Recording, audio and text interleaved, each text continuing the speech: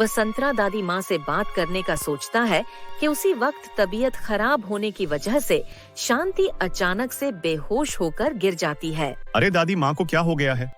लगता है दादी माँ की तबीयत बहुत खराब है, इसीलिए वह बेहोश हो गई। मुझे दादी माँ पर पानी छिड़क कर उन्हें उठाना चाहिए।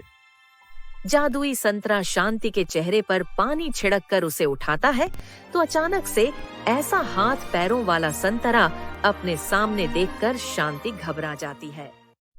अरे कौन हो तुम? कहीं तुम कोई भूत तो नहीं हो? तुम मुझे जानते नहीं हो। मैं कहती हूँ तुम चुपचाप यहाँ से चले जाओ, वरना मैं तांत्रिक बाबा को यहाँ पर बुला लूंगी। अरे दादी माँ, आप मुझसे मत डरिए। मैं यहाँ पर आपको कोई नुकसान पहुँचाने नहीं आया हूँ।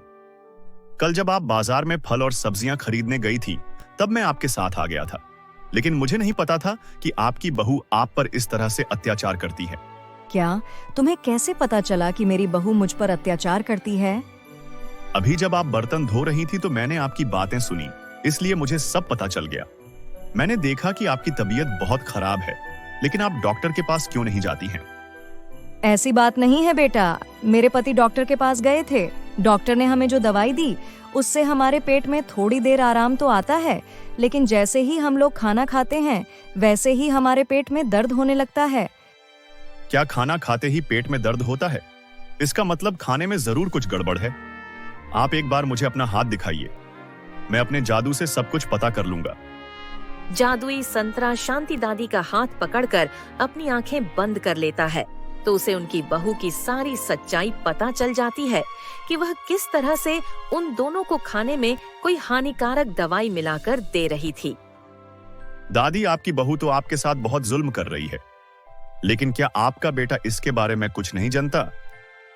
बेटा, हमारा बेटा शहर में नौकरी करता है। वो बहुत समय से गांव नहीं आया। हाँ, कभी कभी उसकी चिट्ठी आ जाती है, लेकिन हम दोनों में से किसी को भी लिखना नहीं आता, वरना हम अपने बेटे को चिट्ठी जरूर लिखते। कोई बात नहीं दादी माँ, आप बिल्कुल चिंता मत कीजिए। मैं आपके बेटे के पास जाकर उसे सारी सच्चाई बताऊंगा।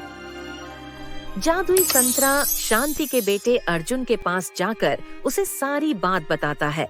पहले तो जादुई संतरे को देखकर अर्जुन भी डर जाता है, लेकिन जब संतरा उससे बात करके उसे सब समझाता है तो उसे भी अपने माता पिता के बारे में जानकर बहुत दुख होता है। मुझे तो लगा था कि काव्या मुझसे शादी करके मेरे माता पिता का बहुत ध्यान रखेगी, लेकिन उसने जो कुछ मेरे माता पिता के साथ किया वह बिल्कुल भी माफी के लायक नहीं है। मैं अभी के अभी तुम्हारे साथ गांव चलता हूँ। अर्जुन जादुई संतरे के साथ अपने गांव वापस आता है तो उसके माता पिता उसे देखकर बहुत खुश होते हैं, लेकिन उसकी पत्नी उसे देखकर घबरा जाती है कि कहीं उसके सास ससुर उसे सब कुछ बता ना दे। अरे, आप तो अभी 6 महीने बाद आने वाले थे ना, तो आप इतनी जल्दी घर कैसे आ गए? अगर मैं इतनी जल्दी घर आ गया तो तुम्हें तो मेरे घर आने पर खुशी होनी चाहिए। मुझे तो लग रहा है कि मेरे आने की वजह से तुम डर गई हो। क्या ये आप कैसी बातें कर रहे हैं? भला आपके यहाँ पर आने से मैं क्यों डरूंगी? मुझे तो आपके यहाँ आने से बहुत खुशी हो रही है। तुम्हें क्या लगता है तुम इतने समय से मेरे माता पिता के साथ जो कर रही हो उसके बारे में मुझे कुछ नहीं पता? मैंने कभी सपने में भी नहीं सोचा था कि तुम इतनी गिर सकती हो। तुम इतने समय से मेरे माता पिता को खाने में ना जाने कैसी कैसी दवाई मिलाकर खिला रही हो। वो तो शुक्र है इस जादुई संतरे का जिसने मेरे पास आकर मुझे सब कुछ बता दिया, लेकिन तुमने जो मेरे माता पिता के साथ किया उसके लिए मैं तुम्हें कभी माफ नहीं करूंगा। मैं इसी महीने तुम्हें तलाक दे दूंगा।